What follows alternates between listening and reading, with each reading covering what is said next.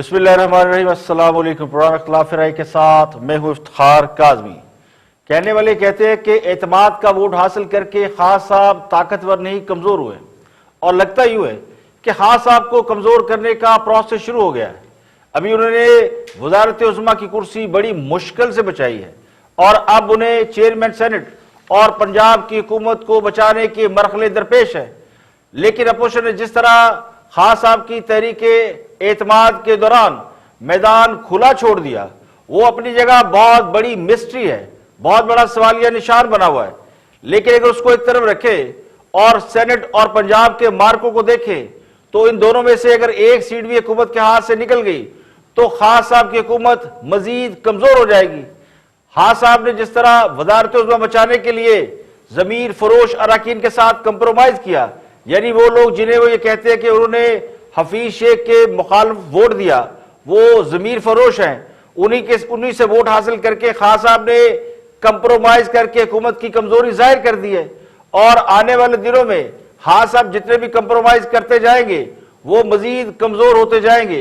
तो मेरा गुमान ये है कि कहीं ना कहीं ये सोच भी जरूर पाई जाती है कि खान साहब को इक़्तिदार से निकालने से पहले उन्हें कमजोर कर दिया जाए, उनकी गिरती हुई साख को मजीद गिरा दिया जाए।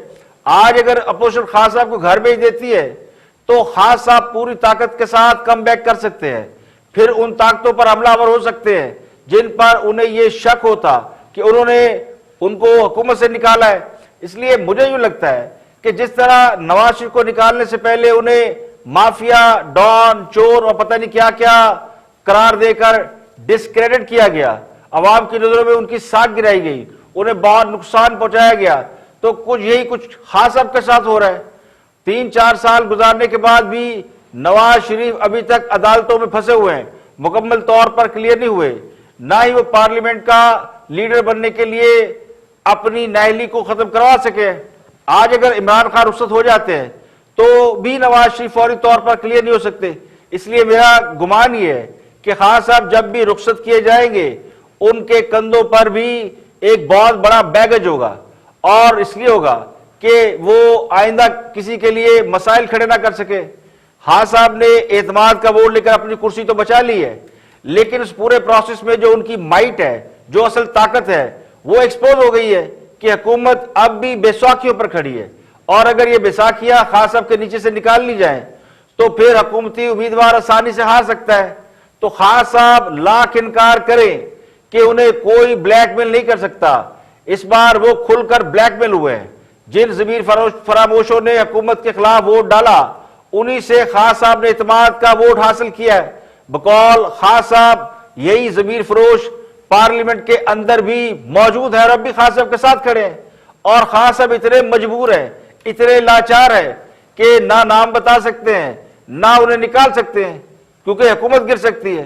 दूसरी तरफ नवाज शरीफ के वोटर सपोर्टर और मौलाना फजलुर रहमान के कारकुनान ये सवालात उठा रहे हैं कि अपोजिशन ने खान साहब को पार्लियामेंट के अंदर एतमाद का वोट हासिल करने का मौका क्यों दिया, उनके लिए मैदान क्यों खुला छोड़ा गया, यानी खान साहब को वॉकओवर दे दिया गया।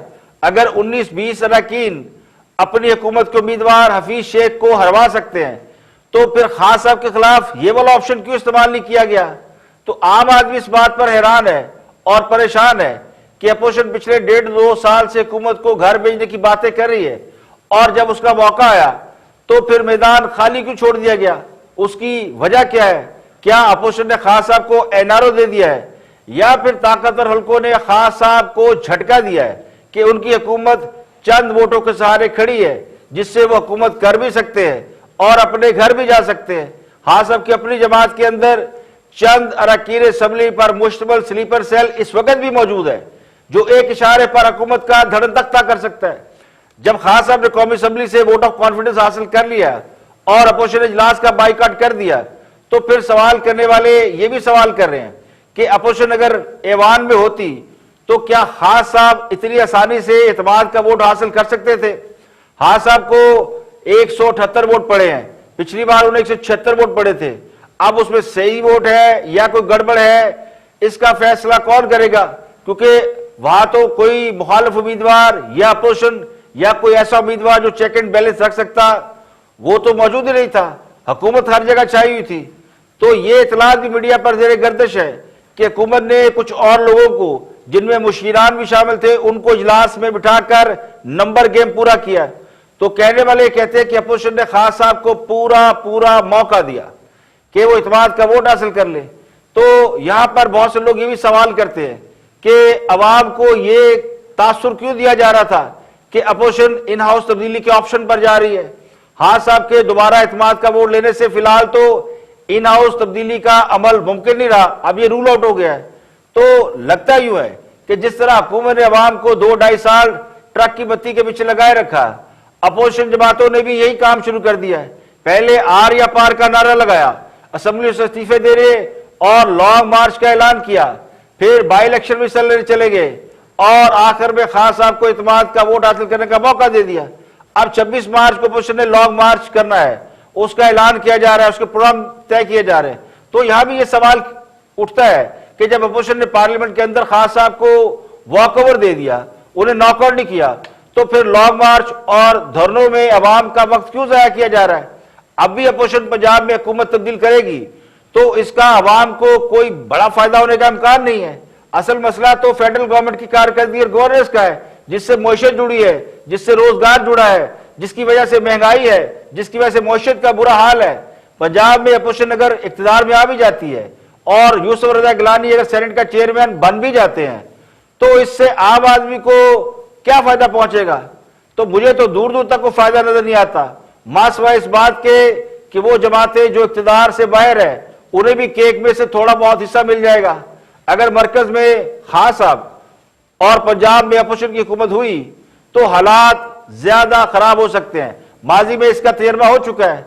अगर पंजाब में सिर्फ हुकूमत अपना वज़ीर-ए-आला तब्दील करती है तो भी यह मुमकिन नहीं कि शहबाज शरीफ जैसा कोई एडमिनिस्ट्रेटर आए और पंजाब को ठीक कर दे। पंजाब में एडमिनिस्ट्रेटिव मामला अगर बेहतर हो भी जाए, लेकिन जो बड़े बड़े मसाइल है जिसकी वजह से अवाम तंग है, वो कौन ठीक करेगा। तो इस पूरे प्रोसेस ने हुकूमत और अपोजिशन दोनों के हवाले से बड़े बड़े क्वेश्चन मार्क लगा दिए हैं। मेरा गुमान ये है कि इन हालात में अगर अपोजिशन 26 मार्च को लॉन्ग मार्च करने भी जाती है तो इसकी पोजीशन वो नहीं जो सेनेट इलेक्शन से पहले या वज़ीर-ए-आज़म के इत्मीनान का वोट हासिल करने से पहले थी।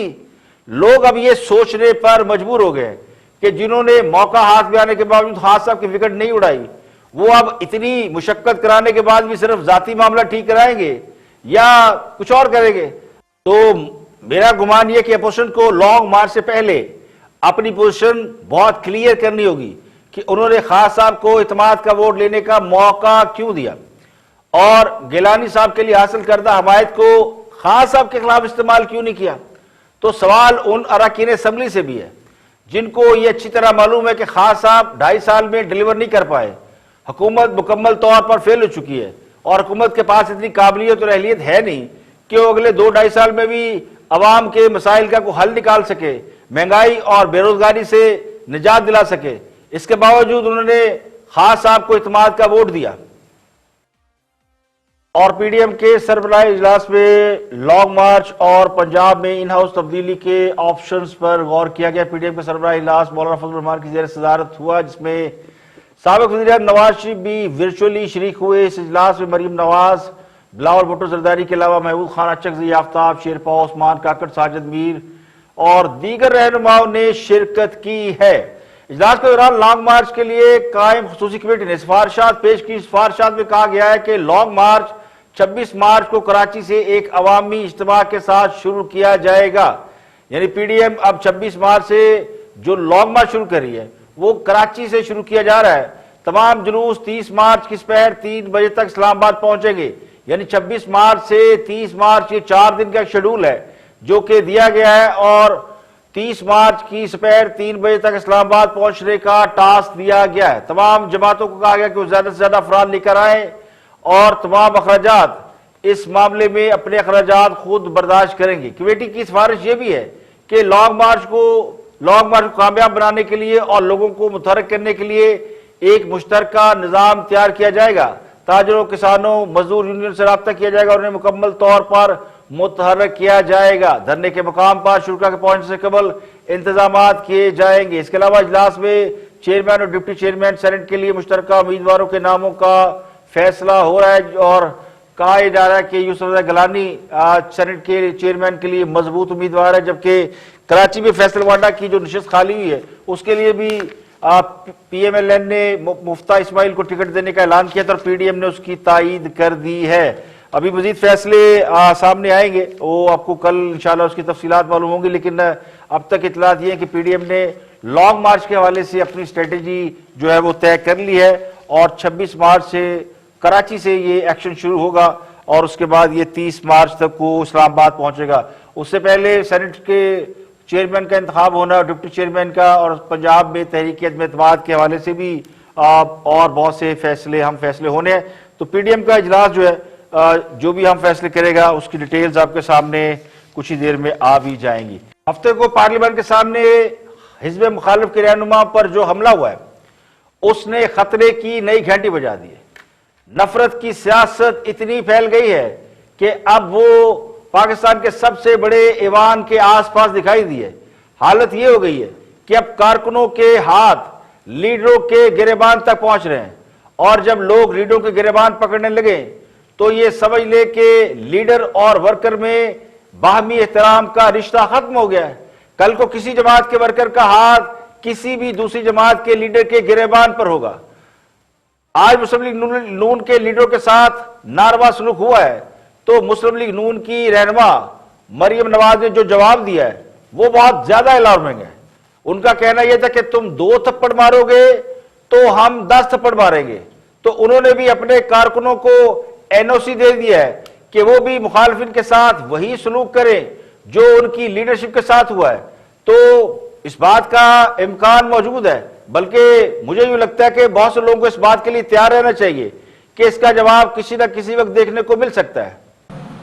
इनके गर्दनों पर तलवारें रखकर पूरे पार्लियामेंट लॉजेस को बंकर बनाया हुआ था। लग रहा था कि जैसे शुमाली वजीरिस्तान का कोई इलाका है। पूरी रात आप सूली पर लटक कर अपने एमएनएस गिनते रहे। ड्रोन कैमरा से एक एमएनए की आपने निगरानी की। 2 एमएनएस को गोलड़ा के एक इदारे के कंपाउंड में ले जाया गया।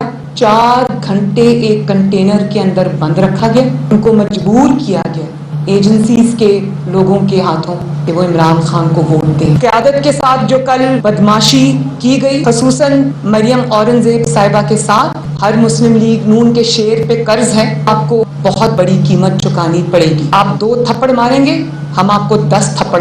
तो जो कुछ मुस्लिम लीग नून के रहनुमाओं के साथ हुआ वो इंतहाई काबिल अफसोस और तकलीफ दे अमल है, जिसकी जितनी मजम्मत की जाए वो कम है। अपार्ट फ्रॉम दैट किसी भी अवामी नुमाइंदे के साथ इस तरह का सलूक काबिल मजम्मत है। वज़ीर आज़म और उनके रुफ़क़ाए कार ने इस पर खामोशी इख्तियार कर रखी है। स्पीकर कौमी असम्बली असद कैसर समेत 2-4 पार्लियामेंटेरियन ने जरूर इस पर अफसोस का इज़हार किया है, लेकिन न किसी अदालत ने अवामी नुमाइंदों की इस तरह खुलेआम तौहीन का नोटिस लिया है, न ही उन्होंने जो खुद को इस मुल्क के कस्टोडियन कहते हैं और समझते हैं। अब हमारे वज़ीर इत्तलात शिबली फराज ने तो ये कहकर जल्दी पर तेल छिड़का है कि पीटीआई के चार्ज क्राउड के सामने प्रेस कॉन्फ्रेंस करना नहीं चाहिए थी। तो मुस्लिम लीग नून ने जानबूझकर खबर बनाने के लिए सारा ड्रामा किया है। तो इसका मतलब यह कि कल को कोई भी प्रेस कॉन्फ्रेंस नहीं कर सकेगा। अगर क्राउड बहुत ज्यादा चार्ज होगा, बहुत ज्यादा वायलेंट होगा या बहुत ज्यादा मोटिवेटेड होगा तो फिर वो किसी को प्रेस कॉन्फ्रेंस नहीं करने देगा, वो किसी के सामने भी खड़ा होगा और वो रेड जोन जहां बगैर इजाजत चिड़िया भी पर मार नहीं सकती, वहां पर हफ्ते को पीटीआई के अरकान अंदर घुसकर पार्लियामेंट लॉजेस के सामने जाकर जिस तरह पार्लियामेंटेरियन के साथ उन्होंने सलूक किया वो तमाशा पूरी दुनिया ने देखा है। तो एक तरफ तो वज़ीर आज़म ऐवान से एतमाद का वोट हासिल कर रहे थे, जबकि उनके वोटर और सपोर्टर रेड जोन के अंदर दाखिल होकर कौम का एतमाद मजबूर कर रहे थे, मुंतखब लीडरशिप पर जूते बरसा रहे थे, लातों घूसों और थप्पड़ों से उनकी तवाज़ो कर रहे थे, खातून रहनुमा का दुपट्टा खींच रहे थे। तो ये मंजर सिर्फ पाकिस्तान में नहीं देखा गया, ये मंजर पूरी दुनिया के लोगों ने देखा है और बड़ी बड़ी शह सुर्खियां इस्तेमाल की है कि ये पाकिस्तान की पार्लियामेंट है जहां पार्लियामेंट के अंदर वज़ीर आज़म एतमाद का वोट ले रहा है और बाहर उसी पार्लियामेंट के मोअज़्ज़ज़ मेंबरान पर हमला हो रहा है और पुलिस खामोश तमाशाई बड़ी देखती रही। तो हुकूमत के नजदीक ये पार्टी हो रही थी, सियासी रहनुमा पर जूते और घूंसे मारे जा रहे थे। तो ये वाकयात कोई नए नहीं है इससे पहले भी पॉलिटिकल क़यादत के ऊपर जूते और सही फेंकी जा चुकी है, लेकिन जब से मौजूदा सियासत शुरू हुई है जिसमें खास साहब की एंट्री हुई है, तो लोग ये समझते हैं कि उन्होंने सियासत में नई इख्तरा डाल दी है। सियासतदानों को इस तरह बेतौकीर किया जाता है और नफरत इस तरह फैलाई गई है कि नफरत का जो बीज अवाम में बोया था वो अब एक तनावर दरख्त सामने बनकर नजर आ रहा है। तो बजाय इसके कि इस मामले को सबब किया जाता, हुकूमत इस पे सॉरी कर लेती और अपोजिशन भी अपना गुस्सा ठंडा कर लेती, तो जब हुकूमत की तरफ से इस पर यह इल्जाम लगाया गया कि ये अपोजिशन ने ड्रामा किया है, तो उधर से भी जवाब ये आया कि अब 2 थप्पड़ मारोगे तो हम 10 मारेंगे। तो फिर मुझे नहीं लगता कि ये जो बड़ी बड़ी सियासी लीडरशिप है, इनकी फैन फॉलोइंग, वो अपनी लीडरशिप की किसी बात को सुनी अनसुनी कर देगी और आगे चलकर इस मामले में थोड़ी सी कमी वाकया होगी। मुझे लगता है ये मामला आगे चलकर और ज्यादा खतरनाक होने वाला है। यहां पे लेंगे एक ब्रेक और ब्रेक के बाद जब वापस आएंगे और भी हम मौजूद आपके साथ शेयर करेंगे, हमारे साथ रहिएगा।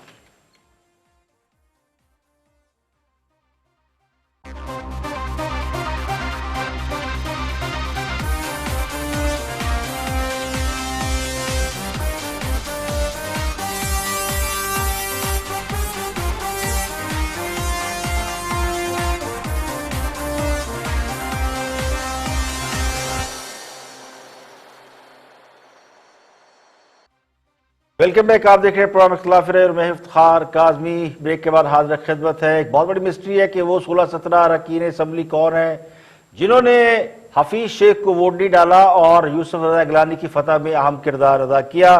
वफाकी वज़ीर दाखिला शेर रशीद बता रहे हैं, वॉच दिस। देखें, ये इमरान खान को पता है, ये मैं श्योर हूं कि वो 16 लोग कौन थे। अच्छा, इसमें मुझे शक नहीं है, क्योंकि पहले काफी ज्यादा थे, ये 20-25 लोग थे और फिर ये कम होके 17 हो गए। लेकिन मैं आपके प्रोग्राम में ये श्योर हूं कि इमरान खान को पता है ये कौन लोग। ठीक है। और ये सब पीटीआई से ही हैं या इत्तेहादी भी हैं, लेकिन चूंकि इस वक्त मसलहत थी तो नहीं नाम लिया? कमोबेश। तो पीटीआई के अलावा भी लोग हैं इसमें, चले आप नंबर ना बताएं, लेकिन हैं और दूसरे भी इसके अलावा जो नाम नहीं भी लिया क्योंकि सूट नहीं कर रहा है इस वक्त पॉलिटिकल। मुझे आप सच जाने कि ये मुझे पता है कि बड़ी तादाद थी जो लोग हिले हुए थे, लेकिन ये जो 17 लोग जिन्होंने किया है ये इमरान खान के नोटिस में है। उसमें मेरे नोटिस में नहीं है कि इत्तेहादी किसी ने ऐसा किया है। अगर किया है तो इमरान खान को पता है, मुझे नहीं पता। अब लोग इंटीरियर मिनिस्टर से ये तोके रखते हैं कि शायद उसको पता होता है। नहीं, बहुत सारी चीजें जो होती है वो एजेंसीज बराह रास्त प्राइम मिनिस्टर को रिपोर्ट करती हैं। ये जो बात हो रही है, फिर 16 लोगों के खिलाफ एक्शन तो नहीं होगा जैसे कि मैं उस दिन भी सुन रही थी, तो ये तो फिर मसलहत के शिकार हो गई ना हुकूमत भी। ये 16 लोग के खिलाफ तो नहीं कोई एक्शन करने लगे खान साहब? इंग्लिश में कहते हैं ना, every day is not Sunday. हर आदमी ये चाहता है, जिस तरह केपीके में 20 आदमियों को निकाला है, इन 16 को भी निकाल दो। नहीं, सियासत every day is not Sunday. Wait and see is the best policy. और अभी मेरा ख्याल है किसी के खिलाफ कोई एक्शन नहीं हो रहा, ऐसे ही शोर मचा रहे हैं लोग। हाँ, सबको अगर ये पता होता कि 16-17 अरकान हफीज शेख को हराने में किरदार अदा कर सकते हैं तो खास साहब उनका पहले बंदोबस्त कर लेते।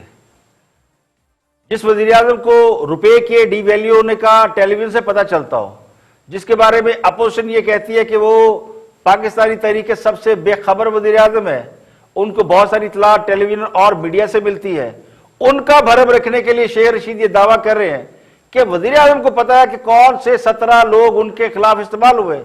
तो शेख साहब जितनी मर्जी कोशिश कर लें, ये बात साबित नहीं कर सकते कि खान साहब एक बाखबर वजीर आजम है और उन्हें इल्म था कि किसने उनके उम्मीदवार के खिलाफ वोट डाले हैं। कल अपोजिशन जिस तरह दावे कर रही थी कि हुकूमत को एजेंसियां चला रही हैं, आज वजीर दाखिला शेर रशीद उस बात को इंडोर्स कर रहे हैं कि वजीर आजम को एजेंसियां ही चला रही हैं और वो एजेंसियां वजीर दाखिला को भी रिपोर्ट नहीं करती। ये दुरुस्त है कि बहुत सी एजेंसियां प्राइम मिनिस्टर को बराह रास्त रिपोर्ट करती है, लेकिन खान साहब घुन्ने आदमी नहीं है। उनका तो मसला भी ये है कि वो बात भी वो करते हैं जो उनको पब्लिक में नहीं करनी चाहिए। उनके कान में अगर कोई बात कर दे तो वो उनके दिल में रहती नहीं है। बिलफर्ज वज़ीर-ए-आज़म को ये इल्म भी हो कि वो अरकान कौन से थे जिन्होंने हफीज शेख को हरवाने में किरदार अदा किया है, तो वो उनको निकाल नहीं सकते, क्योंकि इस तरह उनकी अपनी हुकूमत गिर जाएगी। तो मदीने की रियासत का हवाला देने का मतलब ये थोड़ी है कि बंदा वाकई साहिब ईमान भी हो जाए। आगे बढ़ते हैं, वफाकी वज़ीर इत्तलात शिबली फराज गुफ्तगू कर रहे हैं, और शिबली फराज भी माशाल्लाह दलील देने में अपना सानी नहीं रखते, वो दलील खा कैसी भी हो। वॉच वज़ीर इत्तलात शिबली फराज।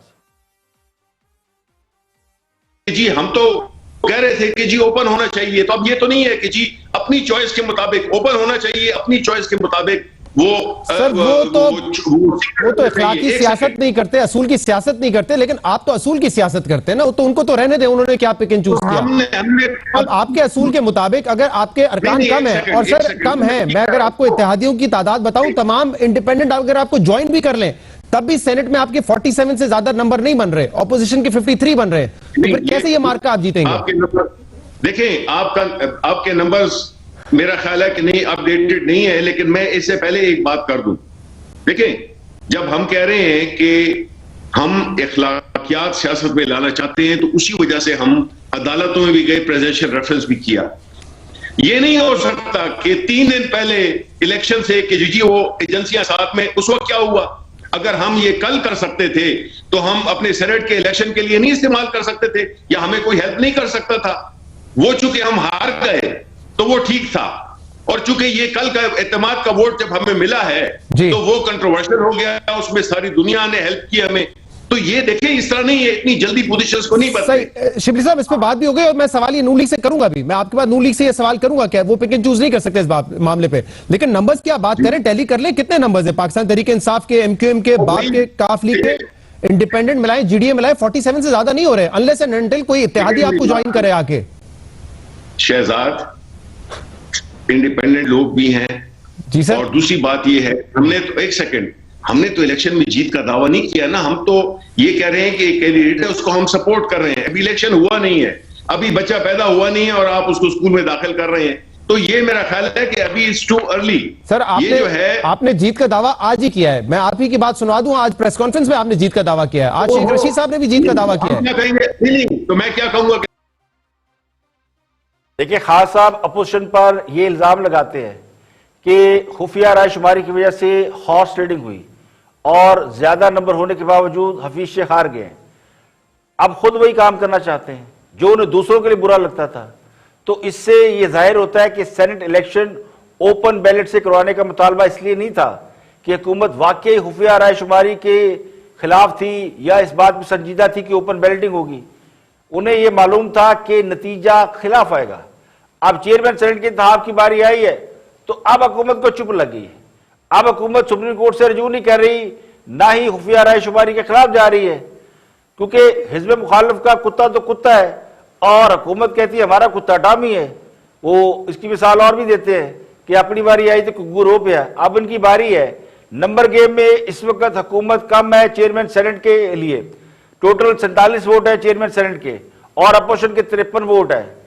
और जो लोग कल तक दूसरों को शर्म दिलाते थे कि कम वोट के बावजूद जीतने के दावे करने का मतलब हॉर्स ट्रेडिंग है, नोट चलाए जाते हैं, आज वो खुद कम वोट होने के बावजूद जीत के दावे करें।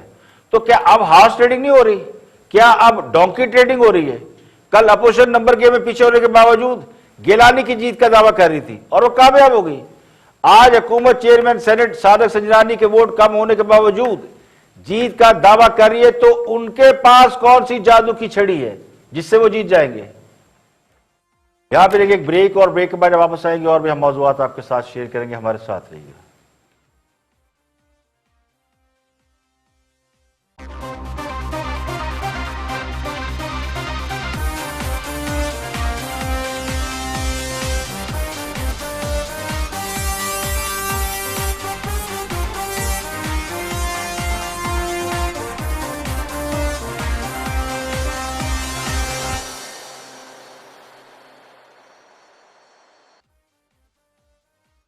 Welcome back. आप देख रहे हैं प्रोग्राम इख्तिलाफ राय, मैं हूं इफ्तिखार काज़मी। ब्रेक के बाद हाजिर खिदमत। आगे बढ़ते हैं, थिंक टैंक में गुफ्तगू कर रहे हैं डॉक्टर हसन अस्करी। देखते हैं कि वो पॉलिटिकल सिचुएशन को और अपोजिशन की हिकमत अमली को कैसे एनालाइज करते हैं, वॉच डॉक्टर हसन अस्करी। जो अगर तो आप बात करेंगे पीडीएम की लीडरशिप से तो वो सारी बातें कहेंगे आपसे, क्योंकि इसमें सियासी जद्दोजहद के अलावा आपने हुकूमत पे प्रेशर भी रखना है और उसके लिए फिर आप बताते हैं हम ये भी कर देंगे, वो भी कर देंगे, ये भी कर सकते हैं, और फिर ये है कि आपने क्रेडिबिलिटी उनकी या जो वोट ऑफ कॉन्फिडेंस हुआ है उसको रिजेक्ट करना है। जो हमने देखा आज बिलावल ने वाज़े तौर पे रिजेक्ट किया, पीडीएम वालों ने रिजेक्ट किया, बयानात आज के अखबारों में छपे हुए। लेकिन इस वक्त जो फोकस है वो वही है जिसका यहां तस्करा हुआ है, वो है सेनेट का इलेक्शन। सेनेट के इलेक्शन के बाद फिर फैसला होगा कि अगला कदम क्या है। पीपल पार्टी पीएमएलएन की निस्बत ज्यादा रैशनल इस सिस्टम में चल रही है, उसको आप जो भी एक्सप्लेनेशन दें वो ज्यादा कैलकुलेटेड चल रही है और टोटल कोलैप्स के हक में नहीं है, जबकि पीएमएलएन का चूंकि स्टेक कोई नहीं है, लिहाजा वो जो है उनका टारगेट है किसी तरह इमरान खान फारिग हो, इलेक्शन हो या जो भी हो, क्योंकि जरूरी नहीं कि फौरी तौर पे इलेक्शन हो, लेकिन अगर इलेक्शन भी हो जाता है तो टोटल कोलैप्स का उनका एजेंडा है। इधर टोटल कोलैप्स का एजेंडा नहीं है, तो हमें ये डिफरेंस नजर आता है। और फिर एक और मसला है, अगर आज आप इलेक्शन अनाउंस कर दें, फर्ज कीजिए आप कहते जी इलेक्शन होना चाहिए, पीडीएम कह रही है, तो पीपीपी और पीएमएलएन साथ नहीं होंगे, अच्छा, ये दूसरे के राइवल होंगे। पंजाब के अंदर ये मिलके इलेक्शन नहीं लड़ सकेंगे क्योंकि एक दूसरे की मुखालफत में ये पार्टियां होंगी। लिहाजा इलेक्शन जो है एक नारा तो जरूर है, लेकिन कोशिश उनकी ये होगी कि गवर्नमेंट कोलैप्स हो किसी तरीके से भी हो, और उसके बाद अगर कोई और प्राइम मिनिस्टर आ सकता है वो प्राइम मिनिस्टर आए, उसके बाद फिर इलेक्शन का वक्त आएगा तो इलेक्शन देख लिया जाएगा। ठीक है, खबर 12 इंपॉर्टेंट। मुझे भी लगता है कि अपोजिशन के लिए खासा बड़ा मसला नहीं है, बल्कि मसला वो है जिन्होंने आगे के मामला तय करने हैं या कराने हैं और पिछले मामला को क्लियर करना है। पीपल पार्टी इस सूरत हाल से बहुत ज्यादा सियासी फायदे उठा रही है। यूसुफ गिलानी को उन्होंने कामयाब करवा लिया, हो सकता है सेनेट का चेयरमैन भी बनवा ले, जिसके बाद पीपल पार्टी की वही पोजीशन हो जाएगी जो 2018 के इलेक्शन के वक्त उनसे प्रॉमिस थी। उनके साथ ये वादा था कि चेयरमैन सेनेट पीपल पार्टी का होगा। पीपल पार्टी पीटीआई से मिलकर चेयरमैन सेनेट लाने वाली थी, लेकिन फिर जरदारी साहब से हाथ हो गया और उन्हें डिप्टी चेयरमैन की सीट देकर तनख्वाह दिया गया। अब पीपल पार्टी 2-2.5 साल की इतनी मेहनत के बाद उसी पोजीशन पर वापस जा रही है कि हो सकता है चेयरमैन सेनेट उनका आ जाए। नवाज शरीफ भी उस वक्त तक हुकूमत का हिस्सा बनने को तैयार नहीं जब तक उन पर तमाम इल्जामात क्लियर नहीं हो जाते। अब नवाज शरीफ चाहते हैं कि उनकी पहले पोजीशन क्लियर की जाए, वो तमाम इल्जामात, वो तमाम दाग जो उन पर लगाए गए हैं वो क्लियर किए जाए। तो उनकी डिमांड अलग है, तो उनका एग्रेशन भी अलग है। और ये भी हकीकत है कि ये सारे मामला उस वक्त तक क्लियर नहीं होंगे जब तक खान साहब वज़ीर आज़म है, तो उनका टारगेट भी इलेक्शन नहीं है, इमरान खान है। पीपल पार्टी दरमियान में कूद गई है, वो मामला को सेटल कराने वाली पार्टी बनकर अपने पॉलिटिकल बेनिफिट हासिल कर रही है, जो सियासत का एक हिस्सा है। तो ये बात समझ ले कि इलेक्शन इस वक्त किसी का एजेंडा नजर नहीं आता। और जस्टिस काजी फायजी साहब हुकूमत ने कार्रवाई को बराह रास्त नशर करने की मुखालफत कर दी है। सुप्रीम कोर्ट के जस्टिस मंसूर अली शाह ने रिमार्क दिए कि वफाकी हुकूमत हमें यह ना बताए कि हमें क्या करना है। सुप्रीम कोर्ट में जस्टिस काजी फायजा केस पर नजरसानी अपीलों की समाअत बराह रास्त नशर किए जाने से मुतल्लिक दरख्वास्त की समाअत हुई। हुकूमत की तरफ से additional attorney general Aamir Rahman ने मौक़िफ़ इख्तियार किया कि बराह रास्त नशरियात मीडिया का हक है, किसी फरीक का नहीं। किसी मीडिया हाउस ने अदालत में बराह रास्त नशरियात की दरख्वास्त नहीं दी। पार्लियामान में अमूमी और अदालत में टेक्निकल बहस होती है। अदालती कार्रवाई में इस्तेमाल होने वाली ज़बान आम फहम नहीं है। जस्टिस उमर अता बंदयाल ने रिमार्क दिया कि जस्टिस काजी फायजा का इन्हिसार गैर मुल्की अदालतों के फैसलों पर है। जस्टिस मंसूर अली शाह ने रिमार्क दिया कि हम ग्लोबल विलेज में रह रहे हैं, हमें दुनिया के साथ चलना होगा। सुप्रीम कोर्ट इस मुल्क के अवाम की अदालत है। अदालती कार्रवाई में कुछ भी खुफिया नहीं होता। टेक्नोलॉजी की मदद से अदालत को कई मामलात में आसानी हुई। वीडियो लिंक पर समाअत भी टेक्नोलॉजी की बदौलत होती है। गवादर में बैठा शख्स अदालती कार्रवाई देखना चाहे तो कैसे रोक सकते हैं? वकील या जज कोई भी बदतमीजी करे तो अवाम को मालूम होना चाहिए। वफाकी हुकूमत हमें यह ना बताए कि हमें क्या करना है, बराह रास्त नशियात अदालत का इख्तियार है, वफाकी हुकूमत का नहीं। और 8 मार्च को दुनिया भर में खवातीन का आलमी दिन मनाया जाता है। आज पाकिस्तानी खवातीन भी अपना जो अपना इंटरनेशनल डे है, आलमी दिन, वो मना रही है। पाकिस्तान में खवातीन हर शोबे में आगे आ रही है, लेकिन इसके साथ पाकिस्तान में खवातीन के हवाले से जो समाजी मसाइल है उनमें मुसलसल इजाफा हो रहा है। खवातीन और बच्चियों पर घरेलू और जिनसी तशद्दुद, रेप और अगवा के वाकयात में कमी की बजाय इजाफा होता जा रहा है। समाजी तंजीम औरत फाउंडेशन ने जो आलमी यौम खवातीन पर रिपोर्ट जारी की है, उसके मुताबिक गुज़श्ता 1 साल के दौरान खवातीन पर तशद्दुद और उनके रेप के तकरीबन 2500 केसेस रिपोर्ट हुए हैं। सालाना रिपोर्ट के मुताबिक पाकिस्तान के 4 सूबों में यानी गिलगित बल्तिस्तान और आज़ाद कश्मीर के सिर्फ 25 अजला में जनवरी 2020 तक 2297 केसेस रिपोर्ट हुए हैं। खवातीन पर तशद्दुद, उनके इस्तेहसाल, अगवा के बाद रेप के सबसे ज़्यादा वाक़यात पंजाब में हो रहे हैं। 57% केसेस यानी टोटल केसेस का 57%, मोर देन 50%, तो 57% का ताल्लुक पंजाब से, सबसे ज्यादा पंजाब में केसेस हो रहे हैं, जबकि 27% का ताल्लुक सूबा सिंध, 8% का खैबर पख्तूनख्वा, 8% गिलगित बल्तिस्तान और 2% का ताल्लुक बलूचिस्तान से है। तो पंजाब में खवातीन के कत्ल के बाद रेप के वाक़यात ज्यादा है, खुदकुशी, अगवा, कम उम्री की शादी और जो डोमेस्टिक वायलेंस होता है, घरेलू तशद्दुद, ये सबसे ज्यादा वाक़यात हो रहे हैं। लेकिन जो सबसे ज्यादा हैरानकुन तौर पर कत्ल के वाक़यात खवातीन के, वो सबसे ज्यादा बलूचिस्तान में रिपोर्ट हो रहे हैं। इस तरह गिलगित बल्तिस्तान में जराइम, तशद्दुद और इस्तेहसाल समेत दीगर मसाइल की वजह से खवातीन की जानिब से सबसे ज्यादा खुदकुशी किए जाने के वाक़यात हो रहे हैं। यानी जो GB है गिलगित बल्तिस्तान, वहां पे लोग सुसाइड ज्यादा कर रही हैं खवातीन, इंसाफ नहीं मिलता और इस तरह के वाक़यात हो रहे हैं। खैबर पख्तूनख्वा में कत्ल, रेप और खवातीन की खुदकुशी के वाक़यात में जनवरी से दिसंबर 2020 तक इजाफा देखा गया है।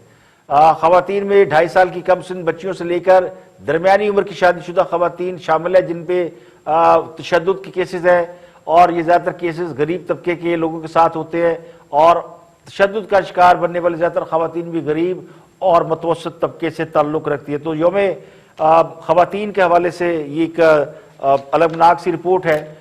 ये पिछले 1 साल में पाकिस्तान के अंदर वायलेंस जो है खवातीन के हवाले से उसमें इजाफा हुआ है। सोचा यह था कि खास तौर पर कहते तब्दीली आएगी तो मुल्क में हालात तब्दील होंगे और हुकूमतें तब्दील होती हैं तो बहुत सी पॉलिसी तब्दील होती है, बेहतरी आती है, लेकिन बदकिस्मती से इस मामले में भी बेहतरी की बजाय ग्राफ डाउन है और सूरत हाल ज्यादा खराब है। तो आज के लिए इतना ही, कल फिर हाजिर होंगे मजीद खबरों, तबसरों, तजज़ियों के साथ। प्रोग्राम इख्तिलाफ राय से इफ्तिखार काज़मी को इजाजत दें। अपना बहुत बहुत ख्याल रखिएगा।